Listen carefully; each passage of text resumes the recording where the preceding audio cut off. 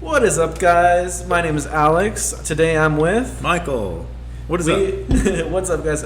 We are the co-hosts of the We Should Be Working podcast. First 30 minutes, we're going to start off with all the tech topics in the news today.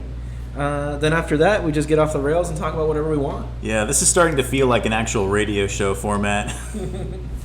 Yeah, so let's jump right into it. I'm excited for this today. So, What do we got? what do we have on the docket? What is everyone talking about right now? That is the iPhone 13 and Apple's event. So let's break it down. First of all, initial thoughts, Michael. Well, a lot of stuff stood out, but the biggest thing that stood out to me was just how similar it looks to the iPhone 12. Yeah, I think that's gonna be the talking point that everybody's gonna stick with because I'm sure there's a bunch of great things. Actually, I know there's a lot of improvements, but I was really thrown by that. I was just like, wow, it really looks exactly the same. yeah, Cool.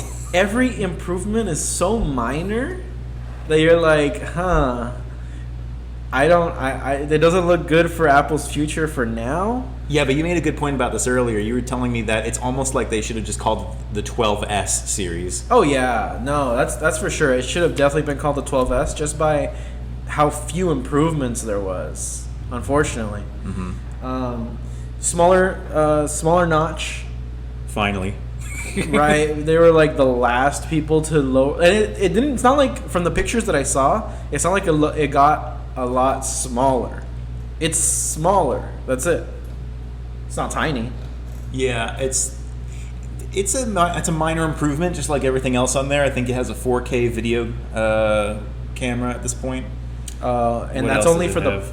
that's only for the Pro models. Oh, okay. It looks like for the Pro models, it's going to be taking like super high quality photos. I mean, super high quality videos. And it's going to have a 120 hertz display, again, only for the Pro models. That is something I do like. I'm glad they switched to 120 hertz finally. Yeah, right? Finally, because that's another one where they're just slow on. Yeah, it's one of those things that Samsung does first, and they eventually catch up with it. And I'll be honest, I've seen those screens on Samsungs where it's 120 hertz. You compare the two, 120 is way sharper. Oh yeah, yeah, and it's weird because like the cult of Apple will never give anyone else credit. It's always like, oh man, Apple does something that's been around for years, and all of a sudden it's an amazing feature. Yeah, I mean, Samsung could basically be like a spacefaring nation, and then Apple is still like in huts, and you ask the cult of Apple why they still stick with Apple, and they're like, well, the straw on the huts is chosen in such a way that it allows for optimal appreciation of the hut you live in. It's like, cool, do you still eat your own shit? Yeah, what do you eat at Samsung? Oh, I eat food. That's an inferior experience. No, literally, yeah. There was like a meme going around. Damn, I should have shown you that one too. Oh, we are a meme podcast too, I forgot. We are the meme review podcast. And tech. But yeah, you're saying? There was like a meme about how if Apple made the Apple fork, like it would just be a normal fork, but with like an Apple logo on it. Yeah. Oh, and then the price would be like 10 times as much. Yeah, and they'd be like, and they would just point out features the forks have always had, but they would just have like a really flashy video with it. And people would be like, they'd have a keynote address, and Tim Cook would come out and just be like, hey everybody, this is the brand new iPhone fork, and we have the Fork S and the Fork Pro coming out too, and the Fork Pro Max. And people would just be like, no, you gotta eat with the Apple fork or you don't know what you're doing.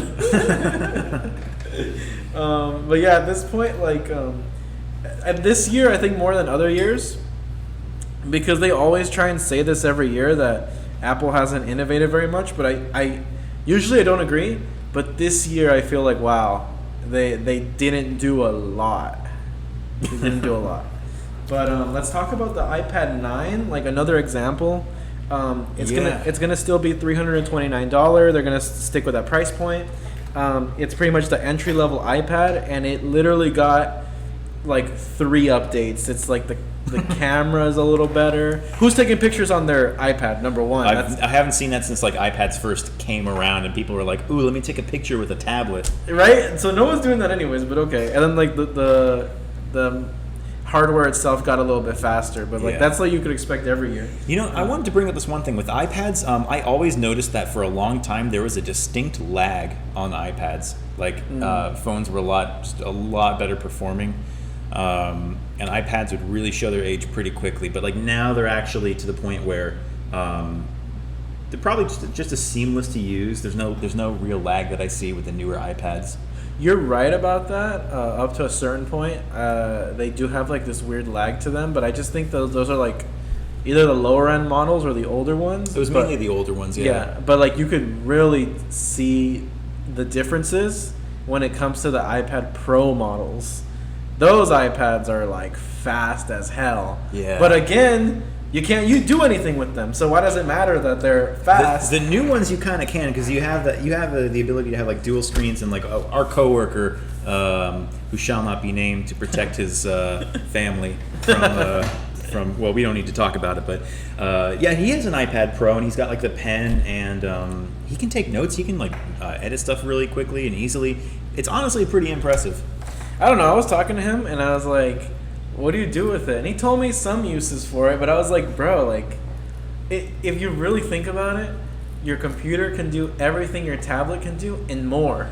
Yeah. So it's like, why? Who needs that middle ground? But I digress. I think I've touched on that before. Yeah. Well, I mean, he's using it more for like, you know, kind of the scholastic, like I take it with me, I take notes, I use it for school kind of thing. That's the only thing that I agree. Like, it might be a little bit more portable than a laptop, but that's the only thing I can see. Mm-hmm. So let's talk about the iPad Mini 6.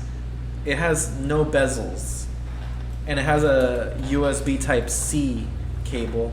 And in my opinion, so far, it's like it's a change that needed to be made. So I say finally, I'm happy it's here. The bezel or the charge port? Both. Like Type-C, it needed to be Type-C already, and the fact that the bezels are like tiny now, it just makes it a lot better. It makes it at least gives it that newer look. At this point, it's sad to say, but the home button makes products look old now. You're right, it does. Yeah. You're kind of just like you see a home button and you're like, what? Is this 2015? No, like, and even if you went back in time using old touchscreen technology that doesn't have the kind of feedback that modern smartphones have, it feels antiquated. Yeah. Like even if you're touching a screen, it's not. You feel like you might as well be back in the 90s. Yeah. So that's the iPad Mini 6. Then we'll talk about the Apple Watch Series 7 for 1 second. Literally, the only change is that the screen is larger. I'm telling you, Apple has these little tiny changes. They throw a whole event. I'm sure they have like this, like a whole laundry list of goals they want to actually accomplish, and they have like a timeline of how they want to develop things. And this is just kind of a period of time where they just incrementally change stuff before they bring it into the new world. That's how YouTube does it actually, and Facebook. Oh, really? Yeah, they want to make changes. I mean, to the smallest things, just like the font that they use, or the style and the format of the website. Right. But they don't want to do it too quickly because they're hiring, I don't know how many social scientists or whatever. But basically, if they change something too quickly, people will notice it and just hate it outright because it's already changed. So they slowly implement changes, even if it's, like I said, just the style of the font.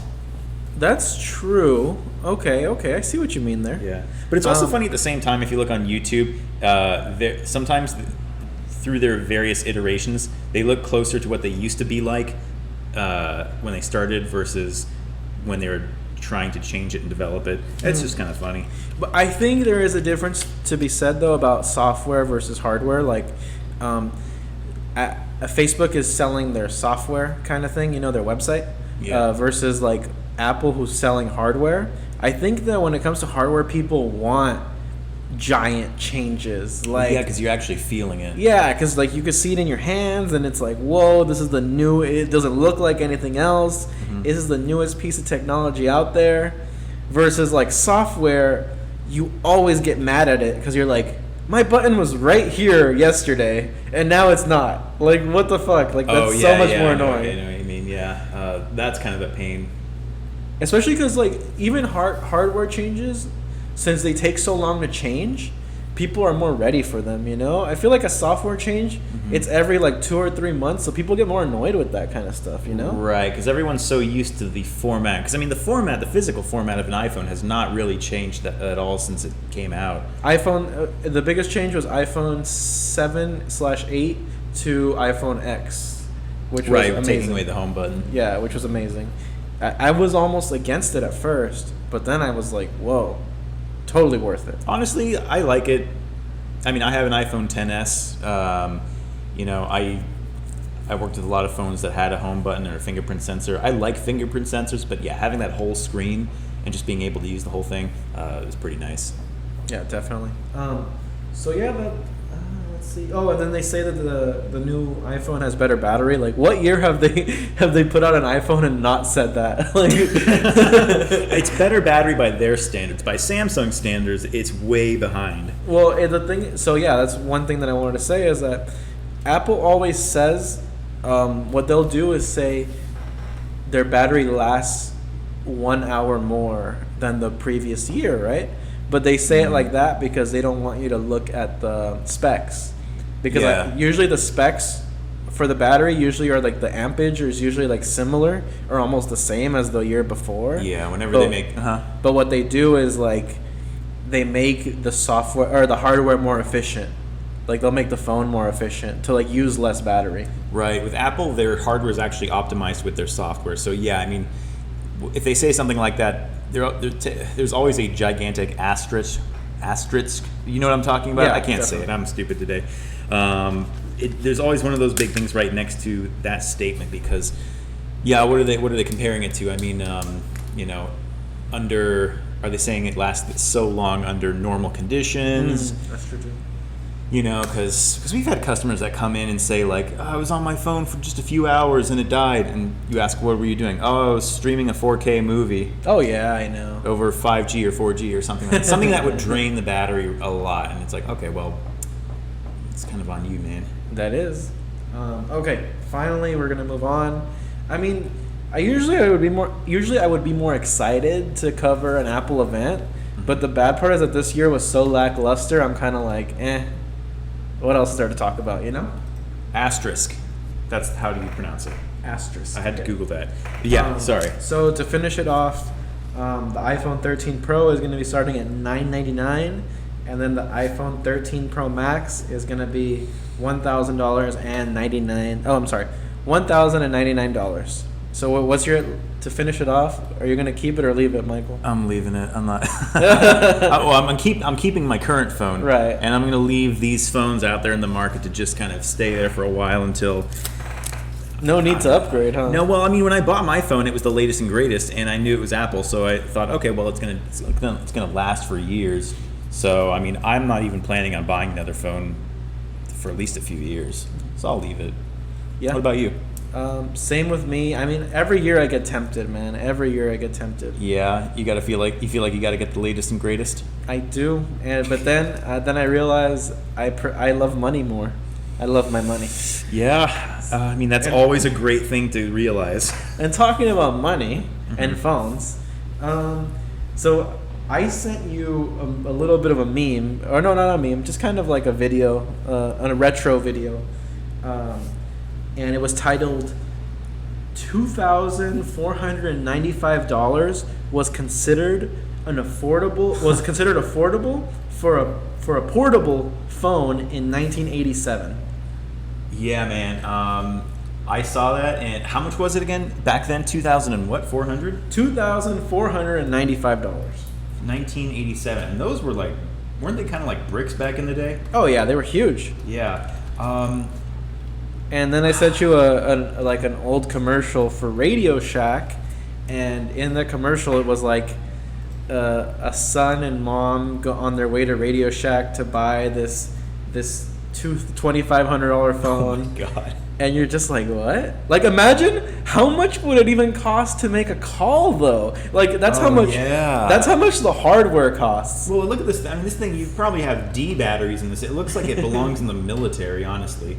Well, it's funny you bring that up. I mean, my dad went back in the 80s. He told me he bought a Macintosh.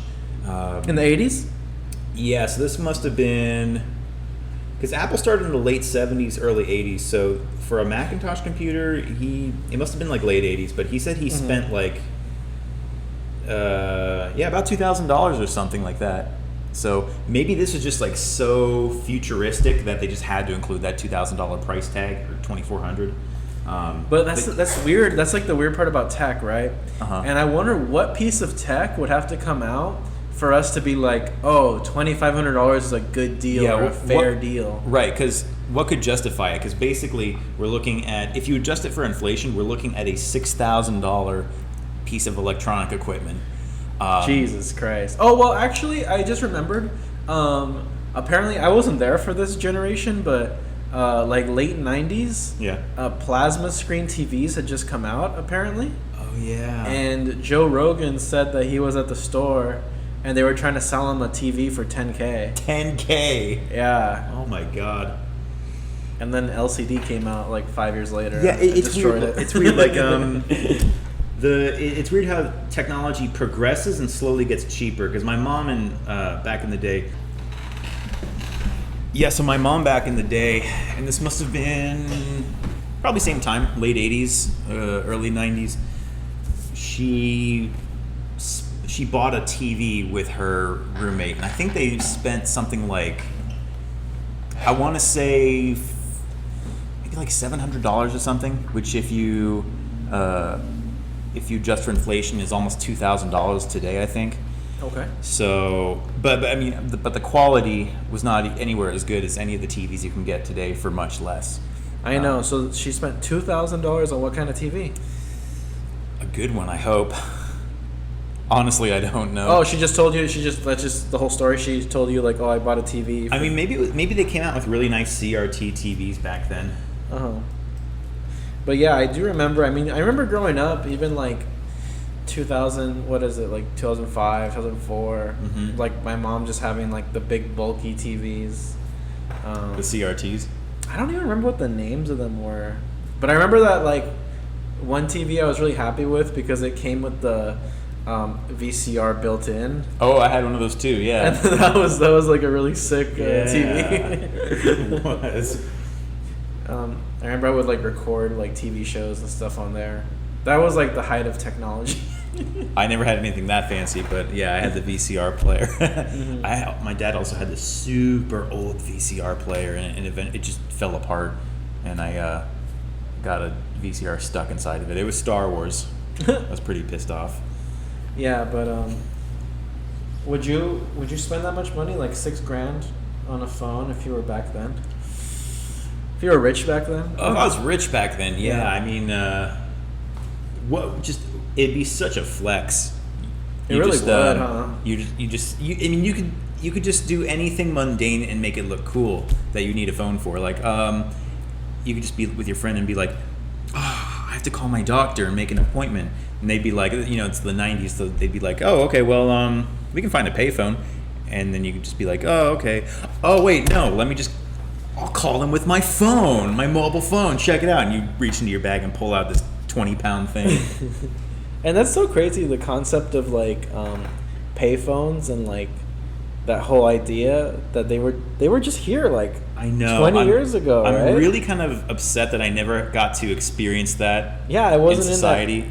I wasn't in that era. Yeah, but I saw plenty of them around. I mean, I was growing up when they were basically being trashed and left alone, and they were just rotting. So you'd see them, but you couldn't use them because, well, no one uses them. And that was like a crazy concept that like there was a time when there was no cell phones that you would just have to like pretty much just walk up and down the street just looking for a public phone. Open up a giant book, look a number up or an address or something. Well, you'd have to back then. You have to like have everybody's phone number memorized, right? Yeah, pretty much. And then or written down, yeah. you have to pray that they're home. You have to be like, oh man, I really hope like my mom's home or my. Oh yeah, that was another thing. Back in the day, having an answering machine was, it was an amazing leap forward because now you can leave a message and I can get back to you. Amazing. Yeah. Because before that you had to pray someone would answer the phone. If they weren't there, leave a message and hope that they passed that message along and let someone know that they called. Yeah, but you know what? Maybe that's a better society than having sexting. I don't know. No, and that actually, to touch on another topic, just slow things down a bit. I think that it was a better time just because back then it was like you made one plan and you stuck to it, right? Because at this point in our society, people are always waiting for the best plans and then they'll flake on people. I know what you're talking about. That happens. I mean, they say that about LA all the time, but it is absolutely true here. Yeah, well, they'll just be like to hang out with somebody, you tell them like, oh, let's go get lunch later, or no, let's go get let's go get drinks or something or whatever. Yeah. And then they'll be like, maybe, or they'll be like, yeah, I'll get back to you. And then if they have nothing else to do, they'll go with you. But at the same time, they're waiting for like other people. You know what I'm saying? It's kind of like, what are you afraid of? Just let's just do something. If it sucks, okay, it sucks. Whatever. I've hung out plenty of times where it was just a dud, where it was just boring and there was nothing to do. Yeah. So the whole idea is like back then you would make plans, you would go to the plans.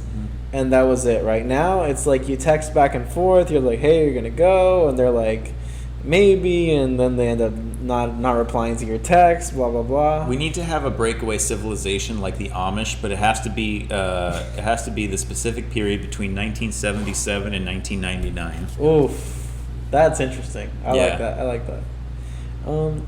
But yeah, it's just we live in a weird time. Like everybody wants the biggest and best deal, but. What's our next topic? Topic 3 is... so, this is a topic that Michael brought to my attention. This was the fake Walmart news release. Oh, yeah. So, I'll explain this one. Litecoin, which is made to be a more easily used version of Bitcoin, was hyped up in an article.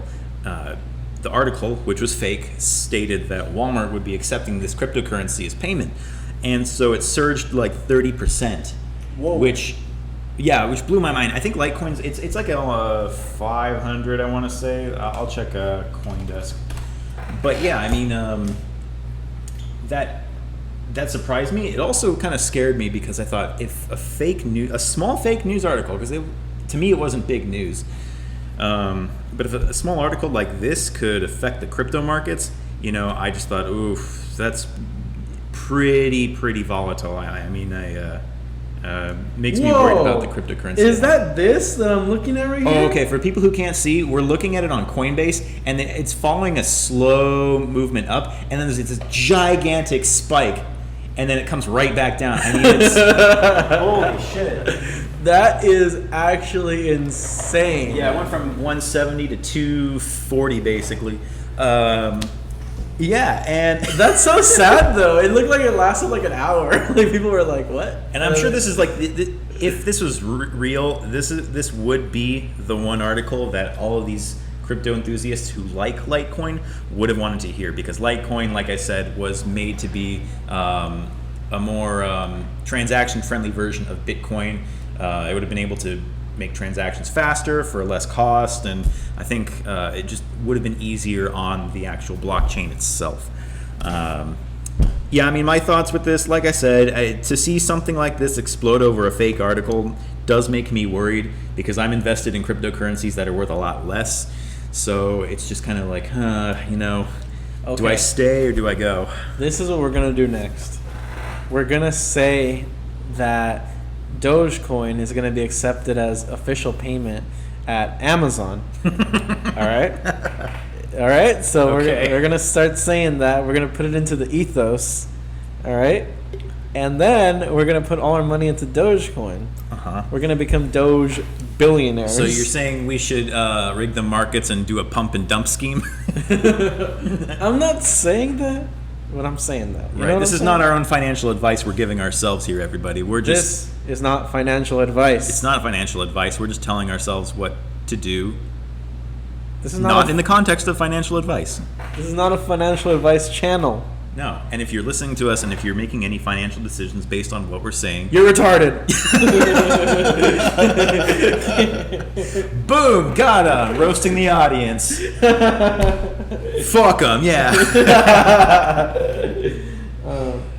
But yeah, I mean, I haven't really heard much about Litecoin before, so this got them in the news at least. Yeah, we'll see where it goes. I mean, it is funny though. You can see quite clearly from the spike that once they realized it was fake, it went right back down to where it was. Imagine buying at the top of that. Like, I would cry. Oof. Like, imagine reading that news article being like, this is real. Yeah, and then, like, going to your bank account, put in $50K or into Litecoin right now. I know. Oh, there are rich kids out there who will do that, or trust fund babies, or people who just got money or betting their life savings. Yeah, man, they'll do it. And I bet they're hurting. That's insane. Talking about hurting, the U.S. government is right now hurting because a couple from Tarzana has stolen $22 million in PPE loans, and they were at one point caught by the federal authorities, put into house arrest. But guess what? What? They've cut off their ankle monitors. They're on the run. Are you serious? Yes, sir. They're on the run. They're on the run. Oh my god. So right now, this couple from Tarzana, like, I think the story goes back a few weeks now. It's kind of become a saga in the LA area. It's just about these two people who just put in a bunch of like fraudulent paperwork to the government, pretty much pretending to be all kinds of businesses, all kinds of this and that, using all kinds of fake names, everything you could think of in the book. It's pretty much like the modern version of Catch Me If You Can. One day they're going to make a Catch Me If You Can about this couple, I believe. I mean, it's an interesting story. I mean, how much did they steal? Like 20 million or 22 million? Somewhere, yeah, in that ballpark, upwards of $20 million. Wow. Yeah, I didn't know that they got away. I mean, that's... Yeah, they That's got funny. They're on the run right now, but this is the theory. It's like, are they going to be able to catch them? How did they get away in the first place? Right? Like, it's ridiculous. If you got these criminals in your hands, how are you going to just let them go like that? It's really weird. It's like you stole $20 million of federal money. We're gonna keep you at home and trust that you'll stay there. Yeah. Let me pull up the article. I had it right here. Okay, so it's called, the title is Hunt Continues for Tarzana Couple. Convicted of $18 million of COVID fraud who allegedly cut ankle monitors. So they got caught instead of like running away in the first place, they put money down on a mansion. I think they own like three different homes in Tarzana. We're talking motorcycles. Okay, we're talking jewelry. We're talking everything you could think of. They were spending money on. These are like really dumb criminals who found a real easy key to a lot of money. Yeah, it's so they were supposed to be facing years behind bars. His name is Richard Ivizan, and his wife, co-defendant Marietta Tarambelan, removed their location monitoring devices, absconded from pretrial supervision to whatever. Okay, yeah. The federal authorities, judge signed bench warrants for the couple's arrest. It's believed that both of them are traveling together. So they're known to abuse drugs. Okay. If you couldn't tell by how much they stole. For real. I wonder how many loans you have to fill out to get that much money. Whoa, the couple drives a white 2004 Toyota Camry. Damn, they must have took... Not gonna lie to you, they must have took everything from them, bro. If they're escaping in a 2004 Toyota Camry, they must have took the Range Rover, they must have took the Mercedes-Benz truck, bro. They must have took everything from them. They're like, the only thing you can legally own is your old 2004 Toyota Camry. A reminder of where you come from and where you'll stay. Sincerely, the United States government. Well, that's cool. I mean, like, I wonder if they plan to get away ahead of time. I mean, like, I certainly would. Would you? Yeah, no. If so, in theory, if this was me, there's like a, what do they call it? It's like a paradox, right?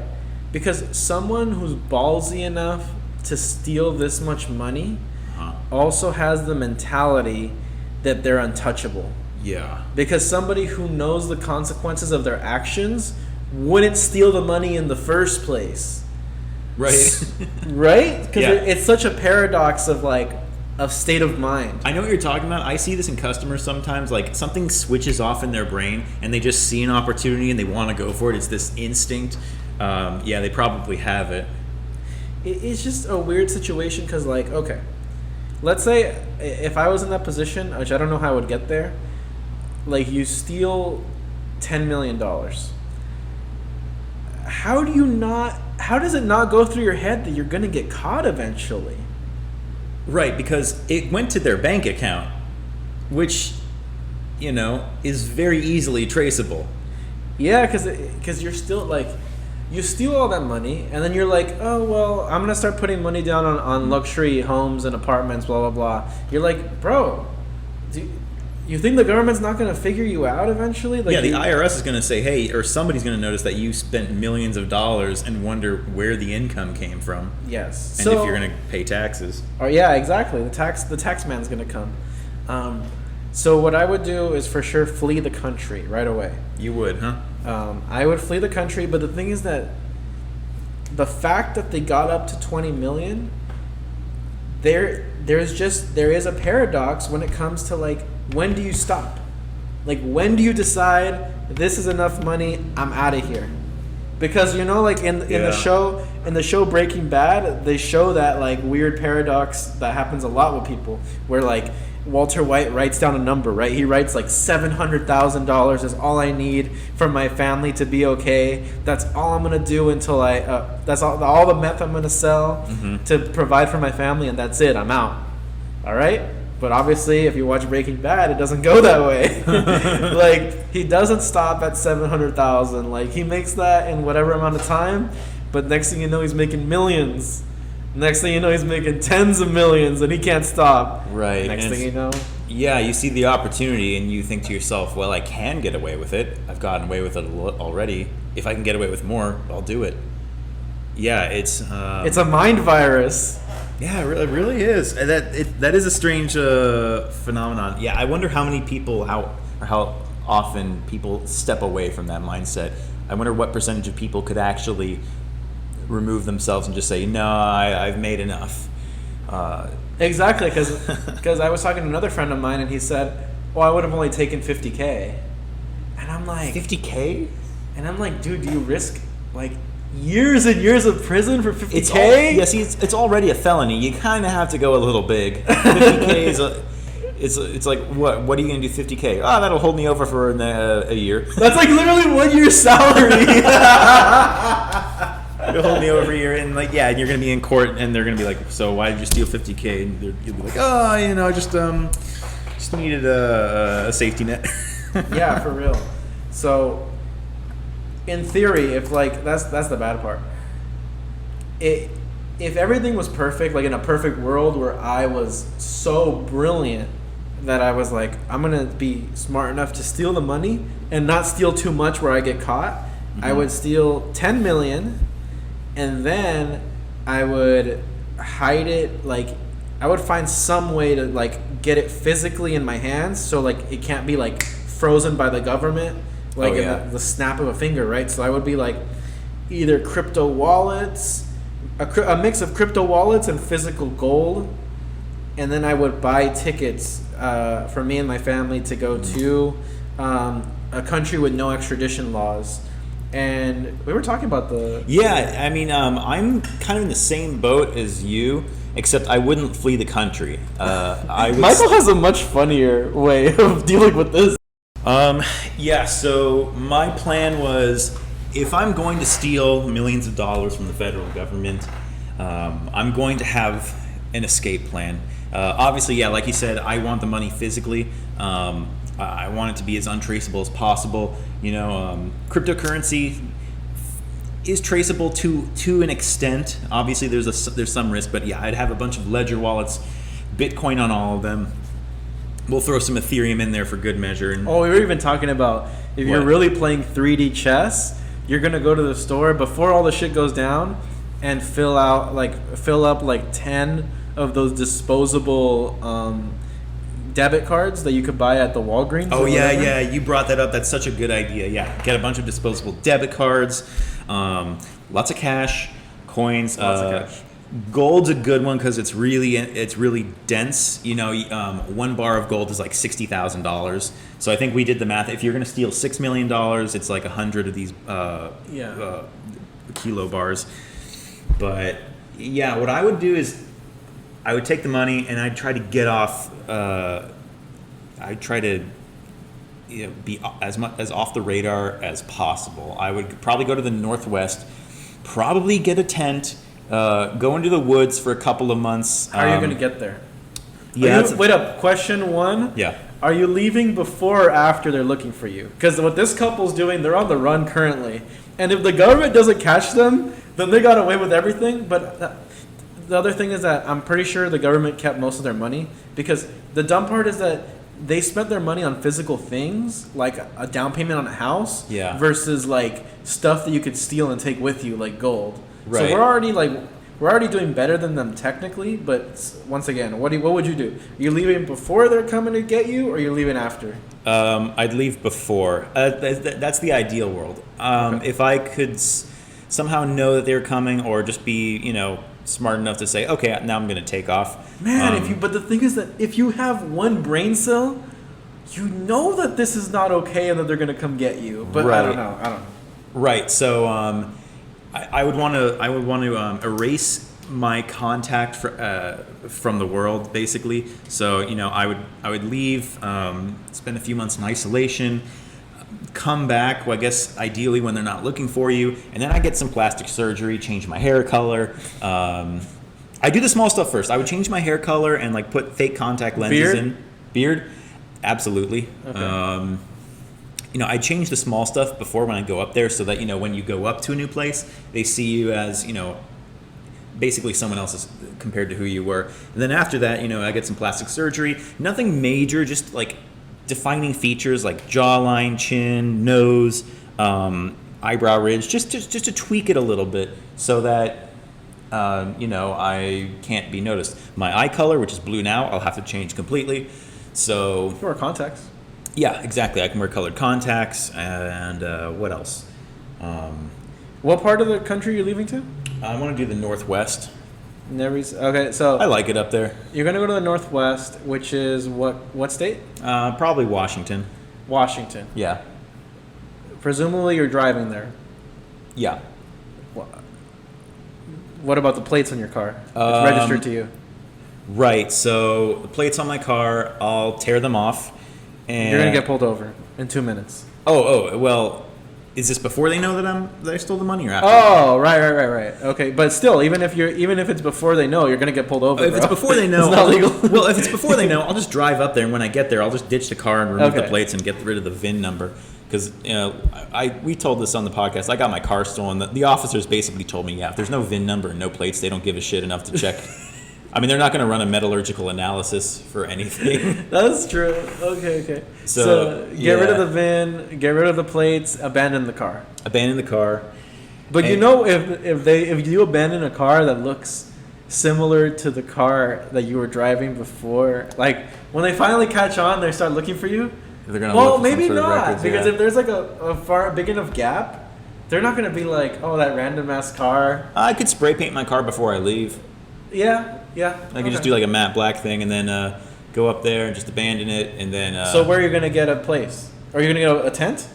I'm gonna get a tent. Gonna stay in the woods for a little while, and. What woods are you gonna stay in that like no officer or no ranger is gonna tell you anything? Well, it's pretty heavily wooded up there. Okay, I haven't been up there, so.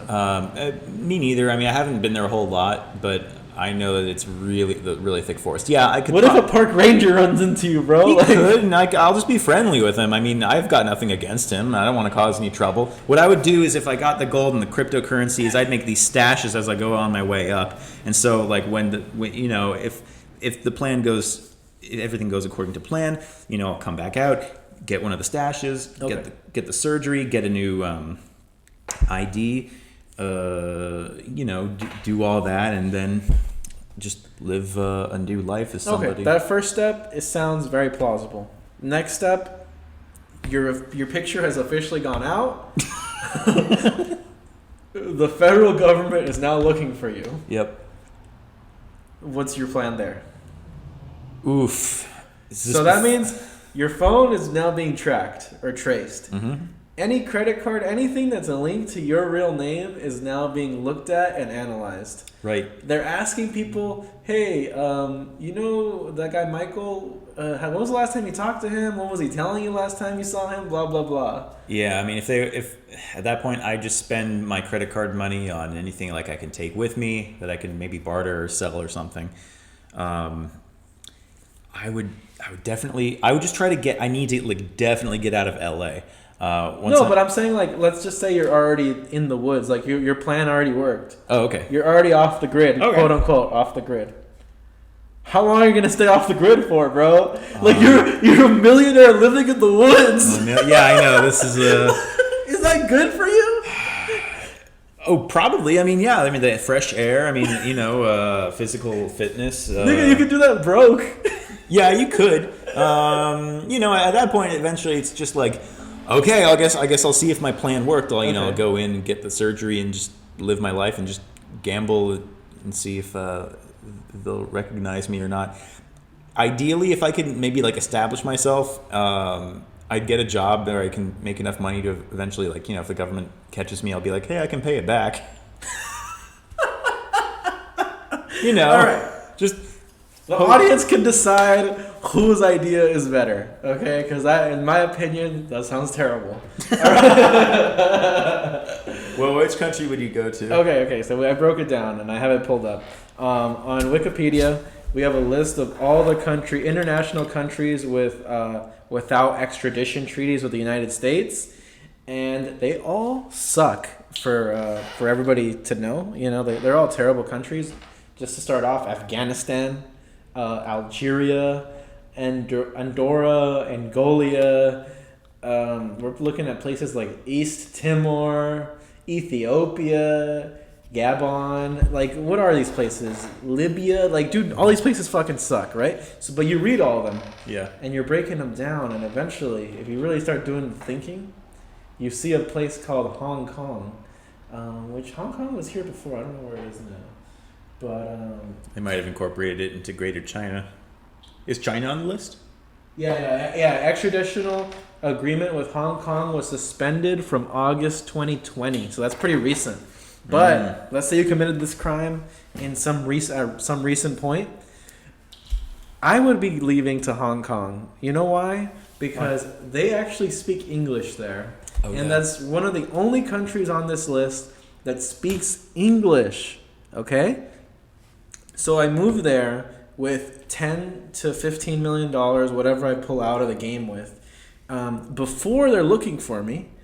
Once I get there, I get myself established with my $10 to $15 million.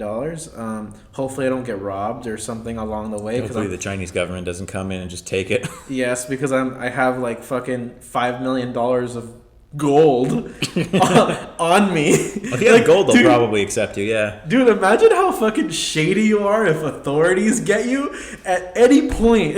Yeah, if you can get past airport security, can you imagine you're in SFO and some lady just opens up your bag and there's a shit ton of gold inside? That is the shadiest fucking shit. And you're just like, yeah, so we're good, right? Honestly, though, I would have to refine my plan. I don't know how much gold I would take. I don't know. I'm sure you could find somebody who could illegally smuggle you into China. I'm sure it's not impossible. There has to be a guy out there. Oh yeah, definitely. But I know it's super risky because it's not diversified, but you could technically have $10 million in Bitcoin on a wallet, right? Mm-hmm. like on a wallet literally this big. Yeah, well, China is cracking down on it, but anywhere else, yeah, you could. Well, in Hong Kong. Hong Kong, yeah. Yeah, it would. This whole thing is a nightmare scenario because it all sucks. But like at any point, you could be fucked.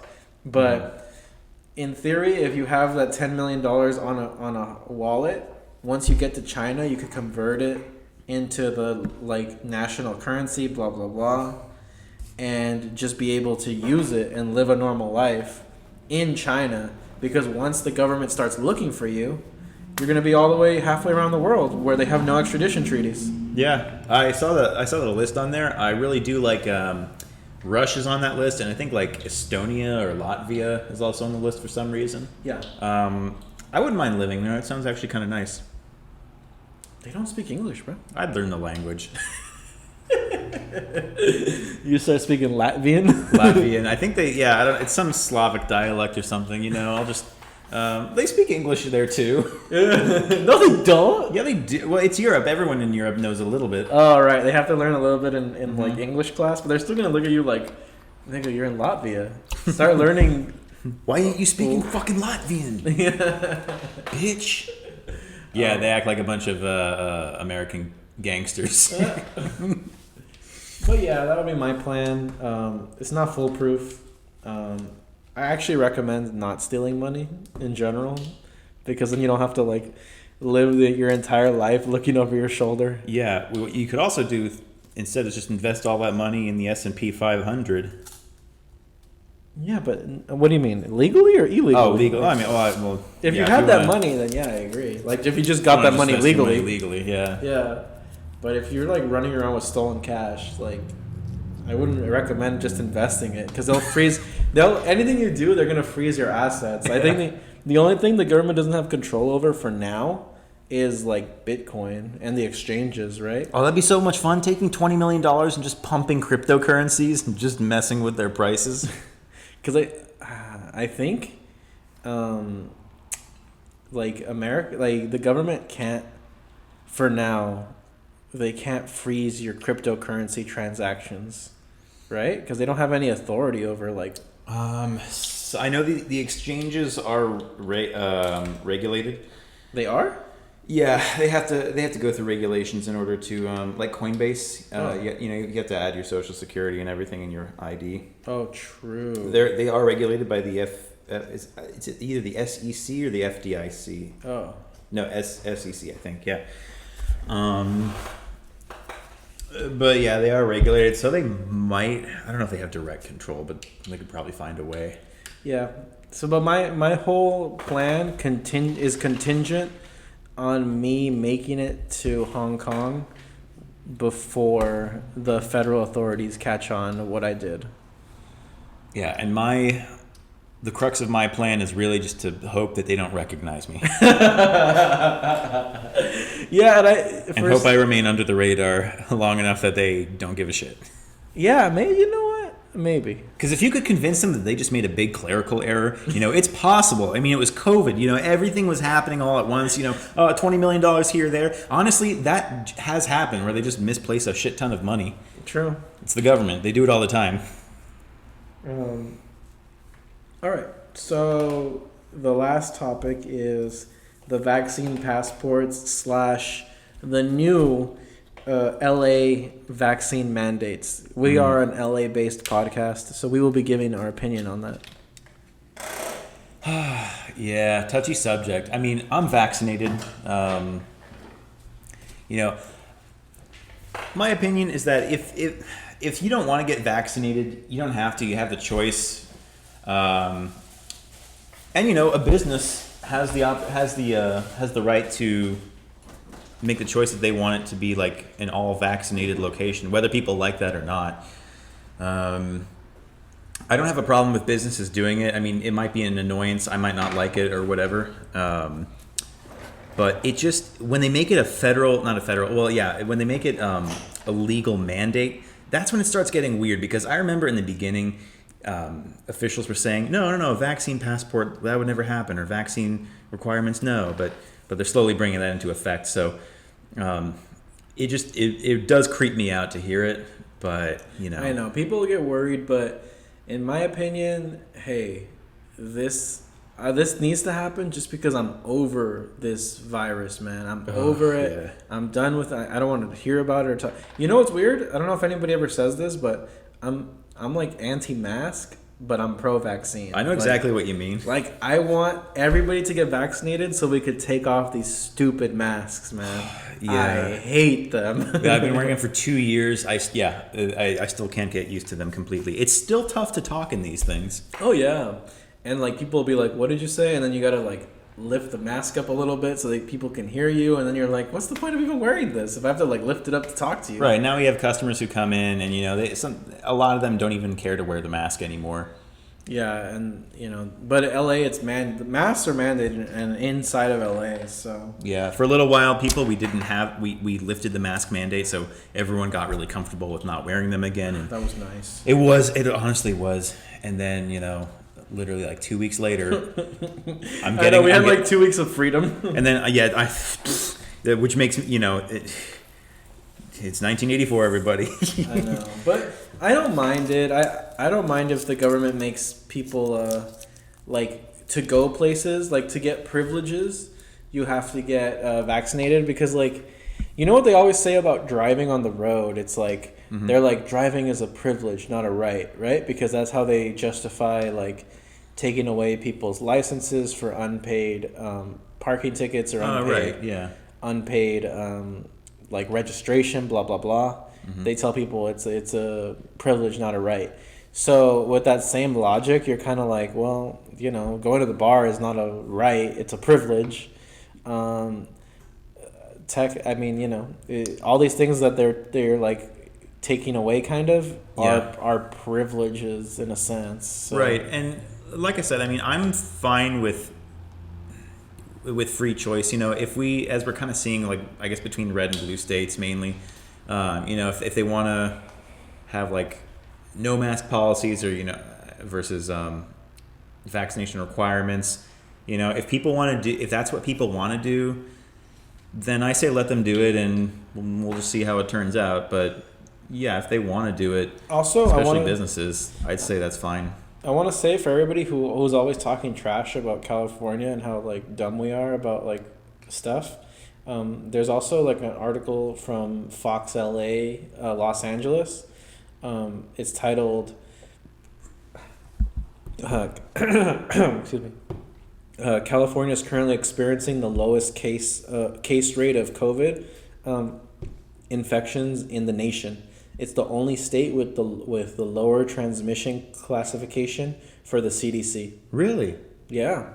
Well, I should hope so. I mean, with all the mask mandates and everything, good. Yeah, I know, right? So I kind of hope that all this stuff is working. I was listening to this one guy named Peter Zion. He's like a global analyst, and he did say that because everyone was wearing masks, even though COVID is extremely transmissible, the flu, which is not as transmissible, has basically been not non-existent, but not even a problem, just because so many people have been wearing masks. The flu rates have been going down dramatically.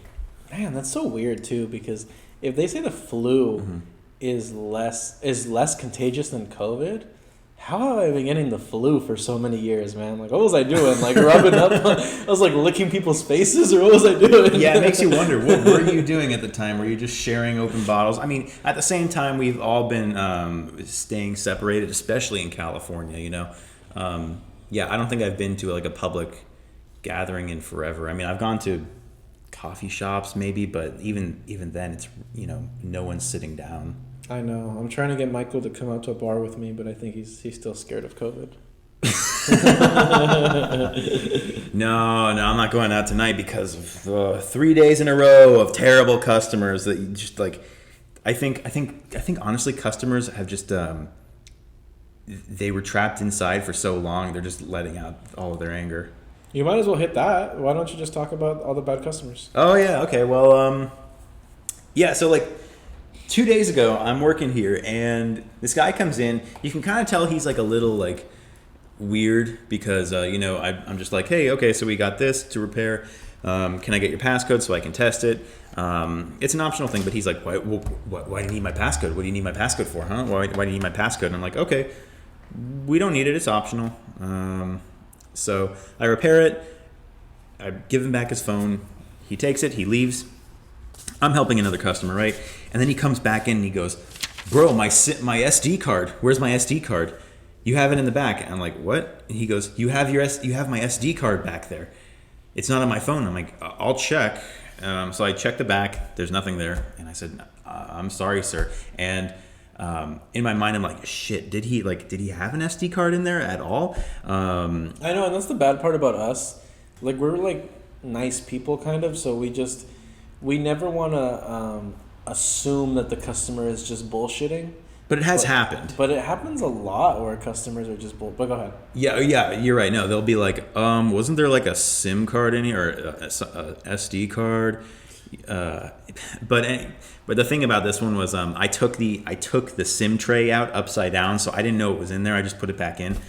So he's like, "No, like all my information's on there. You guys have it. You took it. Go in the back again." He's ordering me around, and I'm like, "What the fuck?" So I was like, "Okay, man, I'll check again." So I check. There's nothing here, and I'm like, "I'm sorry, there's nothing back there." And he goes, "You have it back there. You know, I need my SD card. All my information is on there." And I'm like, "Sir, we didn't steal anything." And then so this continues, and then he goes, "Okay, get me a SIM. Open the SIM tray." And I'm like, "All right." I got a little SIM popper. I opened it up, and the SD card was right inside. I opened up. As soon as I saw that SD card, I just gave it back to him, and I was like, "Have a nice day, dude." People are such morons. And this dude, he flipped out. Like, he didn't have to, but he thought he was getting fucked over a little bit, and then he just like exploded. Yeah, and then yesterday, and I hadn't had anything like that happen in a long time. And then yesterday, this woman comes in, and she's pissed off at me immediately. I'd never met her before, but she's like, "You guys fixed my phone," and she gives me a phone, and the screen popped out, but it's cracked to shit. So I said, "I'm sorry, we can't do a screen repair under warranty. I can give you like a small discount." And she's hammering me. She's like, "Well, what? Well, they didn't give me a discount last time. So if you're giving me a discount this time, can you add the discount they would have given me last time?" And are you serious? Yeah, she said that. And I was like, "What an opportunistic bitch. Oh my God." And she was like, "Yeah, I really need my phone. I have a really important job. I work with suicidal patients." So if you can imagine an LA Karen who works with suicidal patients. Ma'am, you're making me suicidal. That's exactly what I was thinking, dude. Oh my God. But I couldn't say that out loud to her, so I was like, "So you work with suicidal patients, huh?" And she goes, "Yeah." And I went, "Sounds stressful." I know. And then, I fixed the phone, I give her a discount, she comes back, she's still pissed off and leaves upset, even though I helped her out. Yeah, and then people always have this weird. I mean, I guess it's an America thing because people just feel like they're the center of the universe. Maybe it's mostly LA, but people just feel like, wow, I should be number one at everything. Like, yeah, LA. Being that we are in LA, that does play a big factor in it. It was crazy because I was laughing. It's almost like the concept of other people existing is hard for some people to understand. Yeah, that's called solipsism, and that is really strong here. Oh, really? There's a whole term for it. Yeah, there's also a phrase that I've heard used on the web called main character syndrome. Oh, where basically, wow. You are the main character in a story of your life. Yeah. Which you are, but it's like they do not care. It's just like they like to act like the character in a sitcom where they're just they throw caution to the wind and just treat people however they want.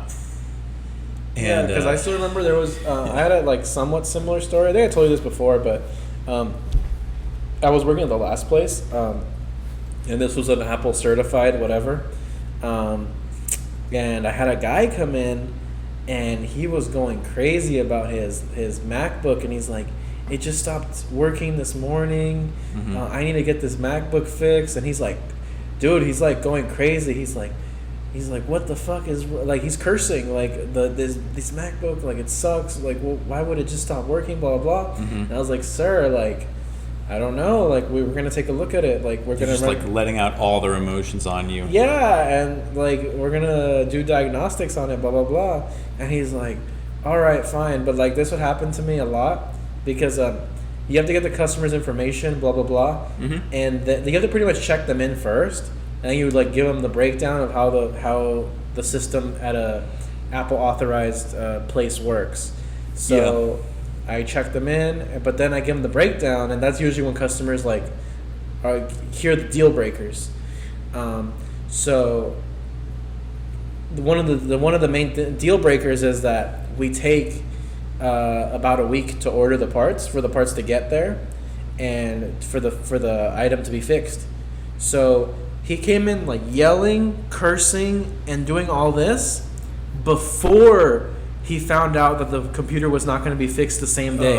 What did he do? So then once he hears that, he starts losing his shit until like my manager comes out and he's like, "Sir, like what do you want us to do? Like, we don't have the parts. Like, we're like, the more you like curse at us is not going to be like poof, like the parts are here now." Like and he's like, my because apparently he was an immigration attorney. And why is it the people who like? I mean, that's a legitimate profession, but like, how can he be an attorney and act like this? Yeah, and he's like, "My client's gonna get deported if I don't get this thing done," and I'm like, we're all looking at him like, bro, that doesn't, like, everything that's happening in your life does not affect if the parts are here or not. I know, right? It's like, but I need it now. Like, you can't just. Here's the thing. Like, with customers, like, you can. There is a way you can do that if like if you're trying to get something done a little faster. You can be like, okay, yeah, hey, I have something I have to go to. Do you think you can get it done for me a little faster? You're kind of like, it's like a soft, like, asking for someone to do a little better or do something a little faster. Yeah. But if you go like, I need this done now, I need this fixed now, it's this added pressure, and you know that like you can only do that so many times. Oh no, it's horrible. Yeah. So that lady I was talking to you about, she as soon as I said, yeah, we'll probably have this fixed, and I'd say in like maybe 45 minutes, she goes, like, that's what they said last time, but they got it done in 5 minutes. And I'm like, okay, well, we got like another phone in ahead of you, but you know. And I said, okay, you know what, tell you what, I'll make it a priority. We'll get it done in like 20-25 minutes. How's that? And she goes, I'll be back in a few hours. And it's like, what the fuck? Like, none of that even So mattered. she came back super late, and then some guy today came in right before this podcast, and he's like, he's like, hey, I'm back. Hey, remember me? And I'd never seen this guy before. Maybe you worked with him or I something. think I did. I think maybe. Go ahead. It was like a Samsung, and then he, as soon as he came in, you could tell he was on edge. He was like looking around. I thought he was like high or was going to steal something. What a weirdo. But so he comes up and he's like, all right, I got this fixed here. I'm like, you guys fixed it, but you guys didn't do the back glass right because the back glass fell off. And so then I dropped my phone, and the phone cracked, and then I crushed the back glass in my hand. And so that's what. Then now it's broken. And he's saying it was our fault because somehow the back glass fell off. His phone broke. But if you looked at his phone, it looked like someone stomped on it or something. No, I know. And the worst part about those situations is that, like, customers will do mental gymnastics. Yeah. Because, like, they don't know how to take care of their own stuff, right? And obviously, our business is going to skew towards those kind of people because only the kind of people that break their phone are walking in, right? Yeah. But by their own, like, carelessness, they might get it fixed, and then a few days later, treating it the same way that they've been treating it, they're going to break it again. Yeah, we see some real characters here, people. Like, any character you see on, whether it's SNL, any sitcom or comedy, that's not fake. That's all real. I have met people who are exactly like the characters you see in on TV. They exist in real life, and they exist a lot of the times because they are just like people who either haven't grown up, have some sort of emotional problems, or just they refuse to just be adults. So this guy was like, oh yeah, so the best part of that experience was that he was like, you guys aren't going to do anything for me? And I said, sir, we can't do anything under warranty. We can repair it for you, but I have to order the parts. And he goes, you're not going to do anything for me. I can't believe this. You guys are all pieces of shit. And he walks out, and he's like, fuck. And he walks out slowly so he can like say fuck and fuck this as many times as possible for me to hear. And then what he gets jerk. Yeah, and then he gets in his old kind of shitty car and takes off. Yeah. People are terrible, man. And so this is like 3 days in a row. And even before in other places where I've worked before, I wouldn't get like 3 customers in a row that were this intense. Oh yeah, well that's why I quit my last job, because I think I would get like 5 of those customers a day, bro. I know those kind of days. That sucks. Yeah, but like customers that would blow up like this, it's a rarity. But yeah, dude. Too bad. But yeah, I guess that concludes our podcast for the week.